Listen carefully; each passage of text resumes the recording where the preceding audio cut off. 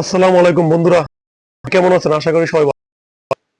এক লোক নাপিতের কাছে গেছে।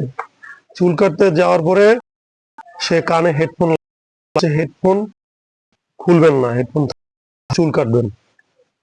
ভদ্রলোক যে হেয়ার স্টাইলার চুল কাটবে, সে চুল কাটতেছে, হঠাৎ করে কানের গোড়ায় কাটার সময় হেডফোনটা খুলছে, খোলার সাথে সাথে ওই লোকটা মারা গেছে।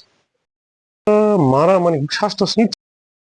এখন নাপিত বলতেছে লোকটা যে মারা গেছে, লাস্ট গানটা কি শুনলো সেটা তো আমার একটু শোনা দরকার।